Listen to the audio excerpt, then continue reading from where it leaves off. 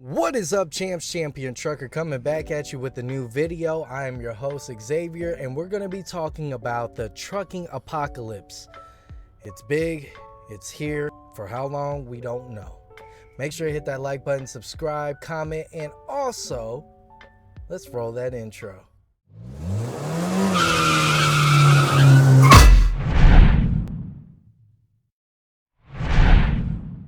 Ladies and gentlemen, truck driving has been going through a huge roller coaster these past 2 years.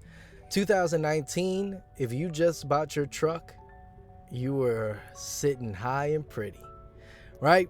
But all of a sudden, 2020 rolls around, COVID is really kicking in, everybody's scared, some people get laid off and companies regret the layoffs. So, with that being said, there is a huge demand of truck drivers. There's a huge demand of items. There's a huge demand. Loads are looking good. Diesel prices are low. It is a good time to be an owner operator, lease operator. Company driver, you're still making money, hopefully. But all of a sudden, 2021 rolls around. It's still looking like a good year. And then 2022.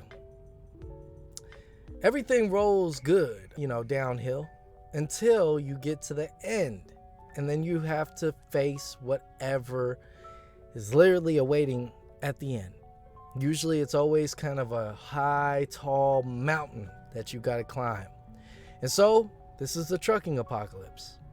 We have a lot of new laws that are requiring you to take additional steps in order to get your CDL.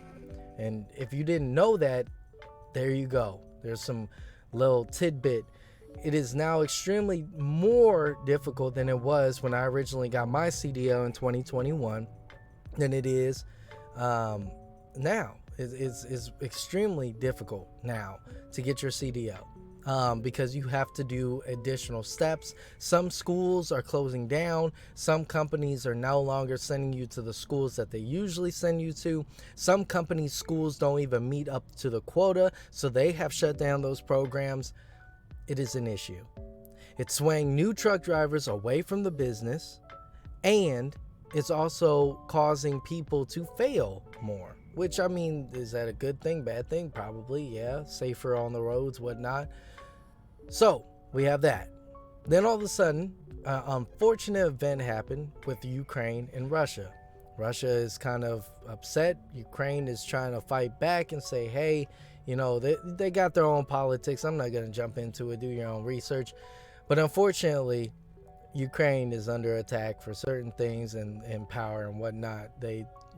So diesel prices have skyrocketed due to the fact that we used to get our oil, a lot of it, from Russia and also other subsequent locations there, right? So diesel, unleaded gas, premium, all that middle ground gas has now went significantly higher than ever before. And so it's actually beating a record high that we've ever seen here, at least in Indiana. It's beating a record high since we've seen in years. It takes me what used to be 3 years ago to fill up my tank, $20, is now taking $50 to $60. So on average, I spend now $200 just to get gas, which it sucks. I used to only have to pay $80. That's not even half, that's below half. So you take into consideration also of the fact that diesel prices are $5, almost skyrocketing to $6. And you look how much it takes to fill up a truck. You are now facing thousands of dollars, at least over $1,000 a week, and close to maybe even $2,000 a week. And so you look at loads, and the load board isn't matching up. You're seeing loads now just for pennies on the dime, which is horrible. You're gonna be spending more money in fuel ultimately, and then hoping that you break even.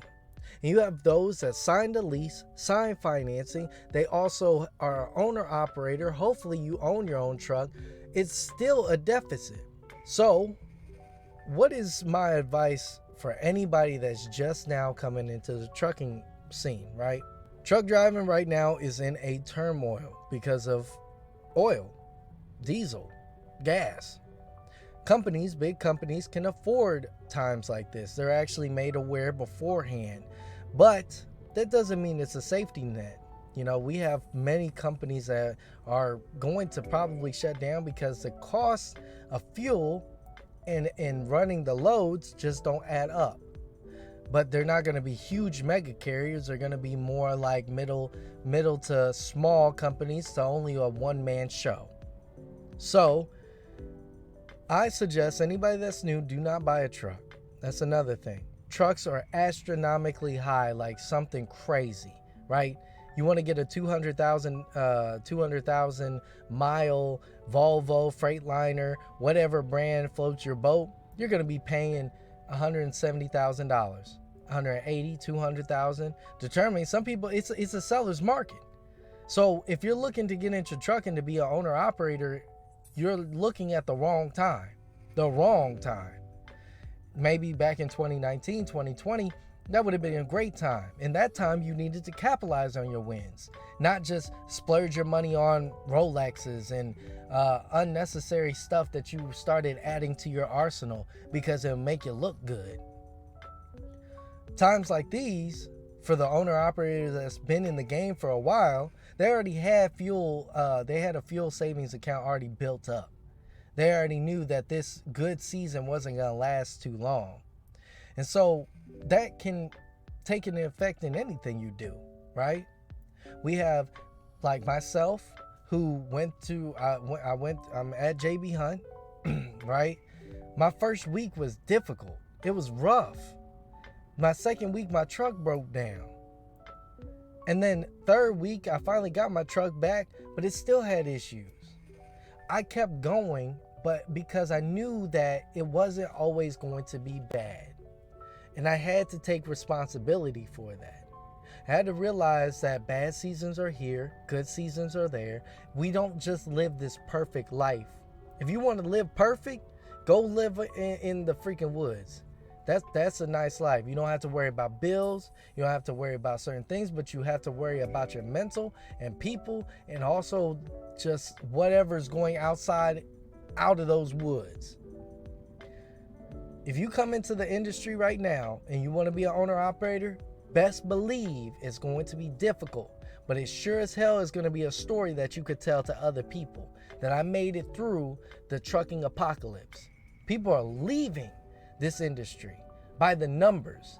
The median age of a truck driver is 42, 43 years old. By the time I turned 35, a lot of them they would have been out of the seat and gone. The new generation, they don't want to work. They really don't. They want everything easy. I'm not part of that. I don't want everything easy. I want to be able to work smart, not harder. Not easy. That's different. I want to be able to work smarter, not harder, but not easy. Ladies and gentlemen, the trucking apocalypse is just beginning. We're going to see whatever remnants is going to be left in this dystopian world of truck driving over the road. Thank you so much for watching, and I'll catch all of y'all in the next one. Peace.